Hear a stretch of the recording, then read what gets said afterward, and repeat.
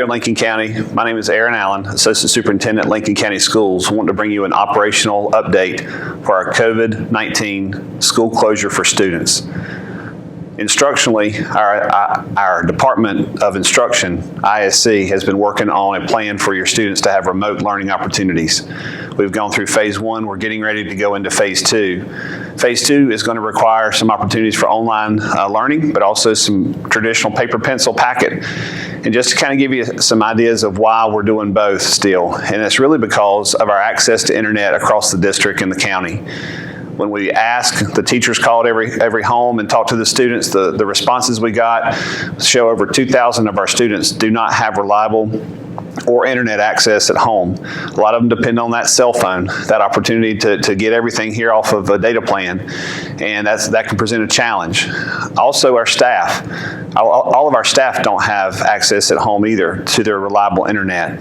And so because of that, we're looking at some opportunities. Our Informational Technology Services Center, ITS, is looking at working on a plan for guest Wi-Fi network access. This is going to take some time to build. We don't have it currently in place to make it as robust as we want to, in an attempt for Lincoln County Schools to offer free Wi-Fi services to the public to use.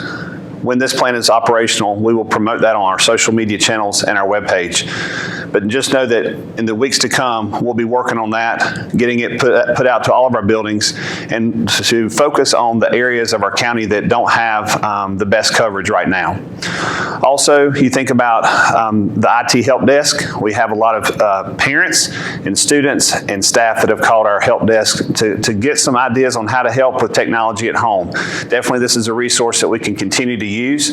If you call Lincoln County Schools at 704-732-2261 and you ask the receptionist to go to the IT help desk, they can refer you there and get you the services and the help that you may need or may not know how to do some simple things, but it may be a very complicated thing, but we can work through that as need be.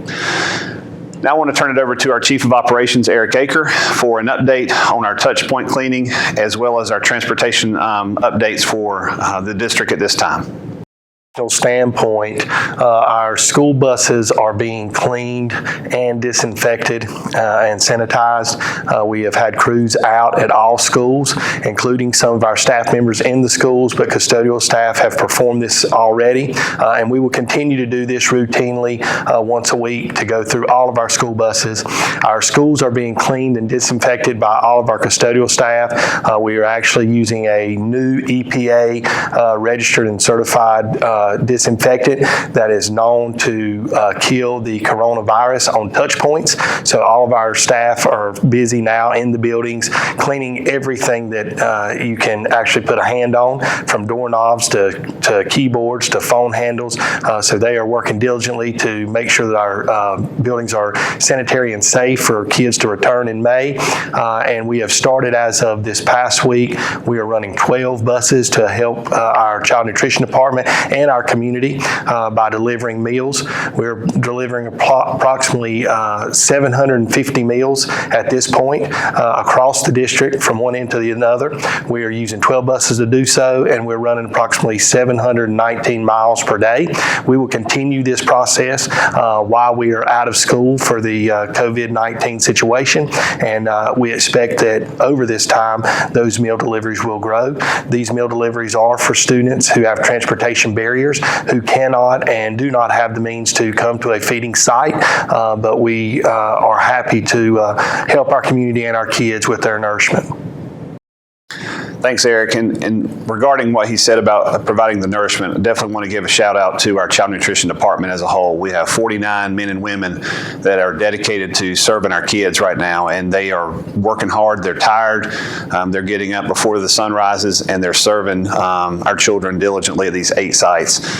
We started feeding our community on March the 18th. We served just over 2,800 meals on March the 18th. And fast forward to March 26th, we're already up to 4,800 meals. And that's just for breakfast and lunch. Our community is in need of the food. Remember, this is an opportunity for kids up to 18 that can eat no matter what school they go to, no matter if they're enrolled in school, if they're homeschooled, if they go to charter school, any student in Lincoln County that's up to 18. And it doesn't matter their economic status. This is open to any child. And so thinking about our 8 sites and these workers, we want to definitely give a shout out because they are the champions of our time right now. And I told our child nutrition managers this last week, our community response hinges upon their ability to mobilize their force. United Way and other people are involved in helping our community during this time with food and resources, but this is taking a burden off of our county's infrastructure by us being able to provide these meals for our kids from 1 year old up to 18 years old. So I definitely want to congratulate and thank Ms. Ryan, our child nutrition director, and her staff at the office, but also all the managers and assistant managers and workers and subs that are doing their business every day, Monday through Friday. We are going to be kicking off weekend meals that you can pick up on Friday. We're kicking that off on April the 3rd, and we'll have a consistent menu posted on our social media platforms as well, looking ahead to next week. But I definitely want you to think about the opportunities that any child has in Lincoln County to stop by any one of the 8 sites. And if you need a listing of those 8 sites, refer to Lincoln County Schools webpage or our social media platforms for that information.